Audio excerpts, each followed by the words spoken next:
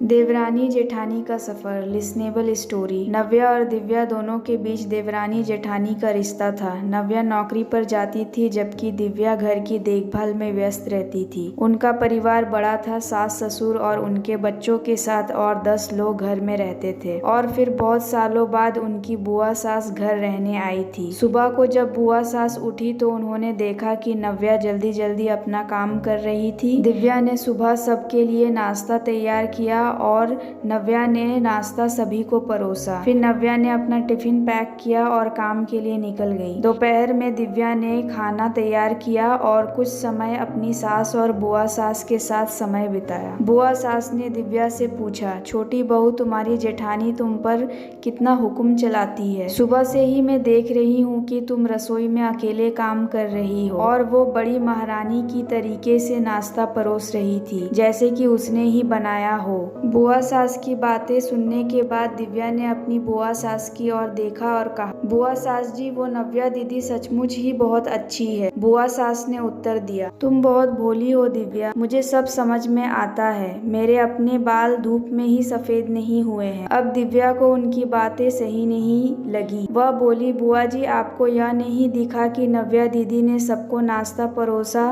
पर उन्होंने मुझे सबसे पहले नाश्ता कराया और चाय भी दी। वह हर दिन मुझे इसी तरह सबसे पहले ही नाश्ता करवा देती है। अगर वो मुझे नाश्ता नहीं करवाती तो मैं सबके लिए नाश्ता तैयार करते करते अपना नाश्ता करना भूल जाती। दीदी मेरी कितनी चिंता करती है। दीदी सुबह जल्दी उठकर मंदिर को सजाकर रखती है और फिर मुझे 1 घंटे बाद उठने के लिए कहती है। शाम को जब वह नौकरी से लौटती है तब बाजार से सब्जियां भी लेकर आती है। मेरे पति रात को देर से आते हैं और माँ जी को दिव्या दीदी ने बाजार जाने से मना किया है क्योंकि उनकी उम्र अब 60 साल से अधिक हो गई है। उनको बाजार जाने में तकलीफ होती है, उनके पैरों में बहुत दर्द होते हैं और कभी कभी उनको बाहर घूमने का मन होता है तो दिव्या दीदी छुट्टी लेकर उनको घुमाने ले जाती है। और हाँ बुआ जी, दीदी रोज शाम को आने के बाद चाहे वो कितनी भी थकी हुई हो तब भी मेरे साथ खाना बनाने में मदद करती है। वह मेरी बड़ी जेठानी जरूर है पर उन्होंने मुझे अपनी छोटी बहन ही माना है और मैं भी उन्हें अपनी बड़ी बहन मानती हूँ। इन सब बातों को सुनकर बुआ सास एकदम खामोश हो गई। उनकी चुगली दिव्या के सामने टिक नहीं पाई। शाम को नव्या ने सब्जी की थैली दिव्या को देते हुए कहा, ये लो दिव्या, इसमें सब्जी के साथ तुम्हारी मनपसंद लेखक की किताब भी है। इसे सुनकर दिव्या बहुत खुश हो गई। दिव्या को धन्यवाद कहकर सब्जी की थैली किचन में रखकर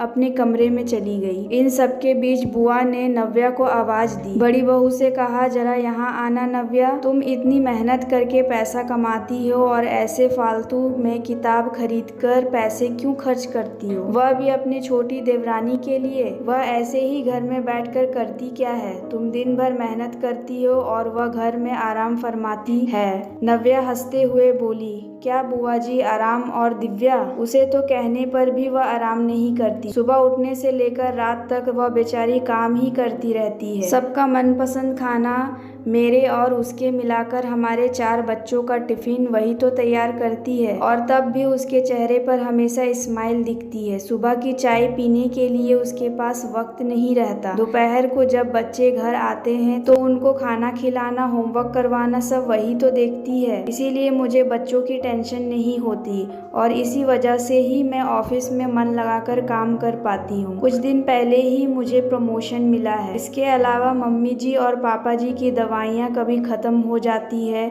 और कभी लाने की होती है। इन सब चीजों का भी हमेशा वही ध्यान रखती है। घर में कोई मेहमान आए तो उनकी मेहमान नवाजी भी वही करती है। बुआ जी, घर और बच्चों की देखभाल करना कोई छोटी बात तो नहीं होती है। इन सब बातों को सुनकर बुआ जी बिना कुछ बोले ही चुप हो गई। दिव्या कभी किसी भी चीज की शिकायत नहीं करती। वह सभी कामों को संभाल लेती है। उसे केवल किताबें पढ़ना अच्छा लगता है। फिर क्या मैं मेरी छोटी छोटी बहन के लिए इतना भी नहीं कर सकती हूँ? उसके लिए मैं नहीं करूँगी तो फिर कौन करेगा? इतना कहकर नव्या अपने कमरे में चली गई। नव्या जब यह बोल रही थी तब उसकी सास पीछे खड़ी होकर सब सुन रही थी। वह बुआ के पास आई और बोली, जीजी यह दोनों देवरानी जेठानी जरूर है, लेकिन उनका रिश्ता दो सगी बहनों से भी ज्यादा पक्का है। यह दोनों मेरे घर की मजबूत दीवारें हैं। पहले मैं भी एक बुरी सास थी, हमेशा इन दोनों में झगड़ा लगाने की कोशिश करती थी, पर इन दोनों के प्यार के सामने मैं भी हार गई। वैसे भी झगड़ा लगाकर नुकसान तो हमारा ही घर का होना है ना। पर यह बात बुआ जी को समझ में नहीं आई। बड़बड़ाते हुए कमरे से बाहर चली गई, क्योंकि उन दोनों में झगड़ा लगाने के लिए ही वह आई थी। पर नव्या और दिव्या, इनके